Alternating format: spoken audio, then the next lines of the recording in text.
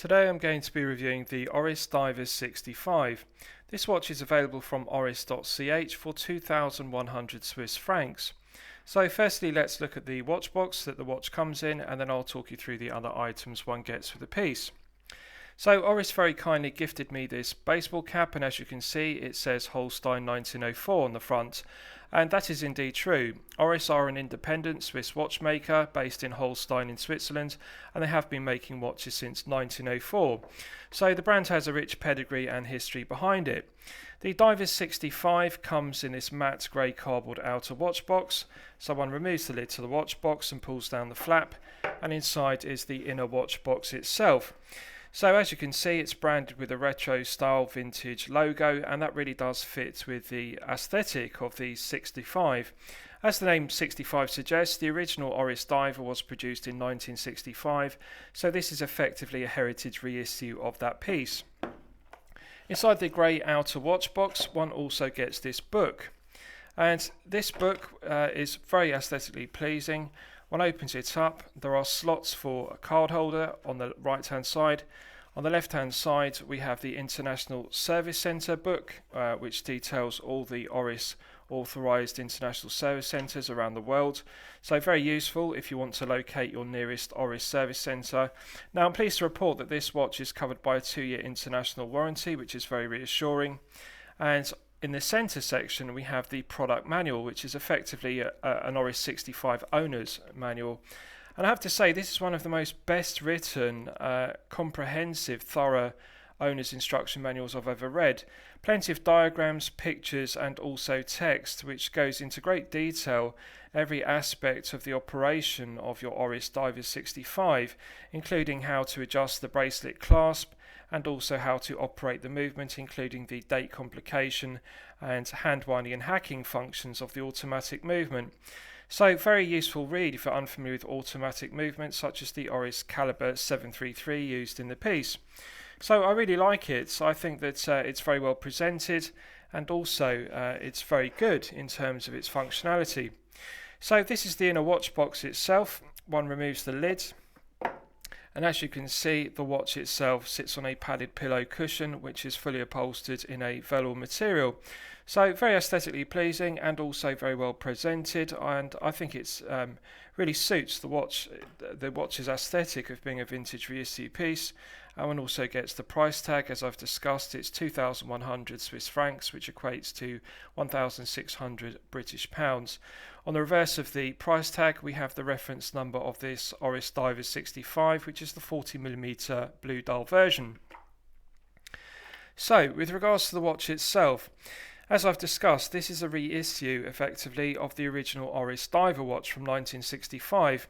That original Oris Diver was produced in a 36mm case size, which by today's standards would be considered to be too small for a dive watch. So I think Oris has made the correct decision in making this heritage reissue of the 65 in a 40mm case size, which is a more contemporary size. So 40mm diameter, it has a 48mm lug-to-lug measurement. It has a thickness of 12.8mm, including the domed sapphire crystal, and a lug width of 20mm. The oyster style bracelet tapers from 20mm down to the 2-button push clasp. 2-button push clasp, solid stainless steel and very well executed. It's signed with the Oris brand logo, nicely finished, and the interior is solid milled stainless steel, as one would expect at this price point. Solid end links in the bracelet, and also we have a very nicely engraved Oris screw down case back. As you can see, it has the brand emblem and it's beautifully engraved, polished to a flawless mirror finish, and the screw down stainless steel case back provides an effective hermetic seal to 100 meters of water resistance. Screw down coin edge finished crown is solid stainless steel, again signed with the Oris brand logo and very well executed. It provides an effective hermetic seal to 100 meters of water resistance. Absolute pleasure to operate. It's one of the silkiest, smoothest crown threading I've ever experienced. I would describe the crown threading action between the solid stainless steel crown and the crown tube to be silky smooth like my Rolex Submariner date.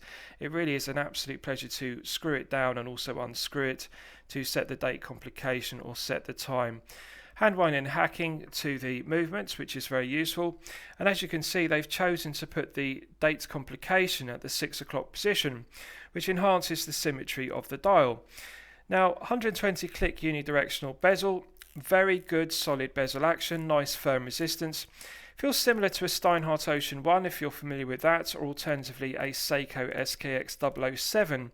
Heavy clicks to the 120 clicks of the unidirectional bezel, aluminium bezel insert, and 60-minute ticks, fully indexed all the way round. Lume pip in the triangle at 12 o'clock as one would expect. I really like the use of the aluminium bezel insert as opposed to ceramic, which would give it a more modern look, because this is a heritage reissue of the original diver from 1965, and that had an aluminium bezel insert, so I really think it complements the coin edge finished crown without crown guards on the case, and also it has a large gear cut knurled bezel, so it really is a very aesthetically pleasing piece. One of my favourite aspects is the domed sapphire crystal, which does give it that vintage aesthetic. Originally in the 1960s, it predated the use of sapphire crystals, so domed crystals were either made from plexiglass or acrylic. For example, Hesalite as used by Omega, and plexiglass was used by Rolex. So I think it's a credible enhancement. Rather than using plexiglass or acrylic, that Oris have chosen to use sapphire crystal, which is harder and more scratch resistant than mineral crystal, which would have been a cost-cutting option.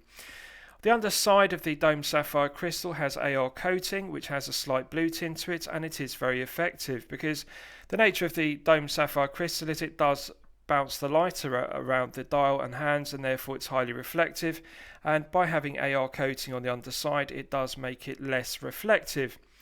I really like the baton style hands and also the use of the symmetry with regards to the applied indices. Now this is the navy blue dial version, and it's my personal favourite of all the various colour options. In some light conditions the dial actually looks black, but in direct sunlight or bright light it's actually a very dark navy blue, and I really think the dark navy blue complements the old radium superluminova.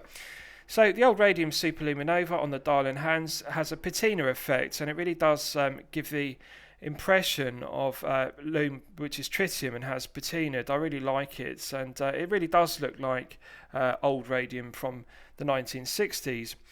Radium Lume was highly radioactive, and it's now obsolete due to that. It was superseded by tritium, which was also radioactive but less so, and now of course we're familiar with luminova and superluminova, which aren't radioactive, and they have again succeeded tritium.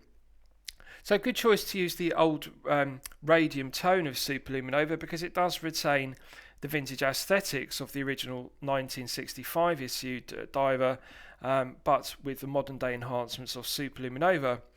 So good symmetry to the dial, nice dial layout, and not over branded with text or specification. It simply says Oris at 12 o'clock, water resistant and 100 meters at the 6 o'clock position.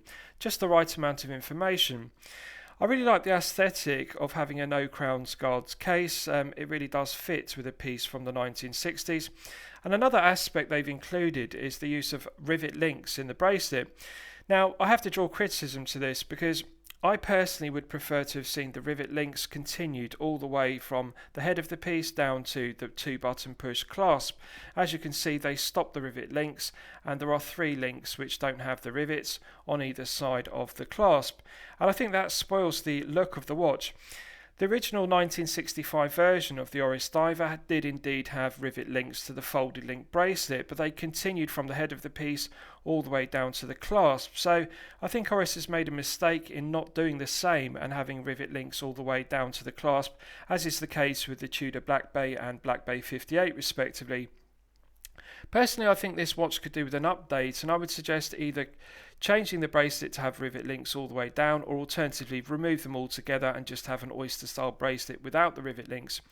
I like the taper of the bracelet. It tapers from 20mm down to 16mm at the 2-button push clasp. Nice taper, and I really regard 20mm to be the perfect lug width for a 40mm case. In terms of the proportions, they've got it just right. I regard 13mm as a good thickness for a dive piece. This is 12.8mm, and I also like 48mm lug to lug. I consider 48mm lug to lug on a 40mm case to be the sweet spot because it fits all wrist sizes. It will suit a 6 to 7 inch wrist and also a 7 to 8 inch wrist respectively. So I'll give you a wrist shot and you can see how the piece fits on my 8 inch wrist. Now I haven't sized the bracelet, I've simply taken it out of the watch box, and I'm pleased to report, as you can see, it would indeed fit up to even a 9 inch wrist. I can easily fit an index finger underneath the bracelet and clasp, so that would allow for wrist expansion. So this watch will fit an 8.5 or 9 inch wrist no problem whatsoever. As you can see, there's plenty of room. Now, very comfortable piece to wear due to the flat screw down stainless steel case back and also the curved profile of the lugs. As I've discussed, 48mm really does give a sublime fit, and I was really impressed with the feel good factor and also the comfort level of this piece when worn for long periods of time. It only weighs 126 grams, which is a surprise because usually a 40mm piece on a solid stainless steel bracelet would weigh in excess of 150 grams. So although it's a 40mm, it's actually quite a lightweight piece and it does lack heft. I think the 126 grams does improve the comfort level. The 2-button push clasp is very good and well executed. Nice positive click when one closes it, and also good stiff spring resistance when one presses the 2-button pushers. So very well executed, nicely finished with a brushed satin finish. Now, in terms of the case and bracelet finishing, they are done to a very high standard, and I think Oris deserves full credit for that. Now, this is a mid-tier piece, so one is going to expect that kind of case finishing. Mirror polished finishing to the flanks of the case, brushed satin finish to the tops of the lugs, brushed satin finish to the tops of the bracelet, the flanks and also the underside. And I really like the finishing on the bracelet clasp.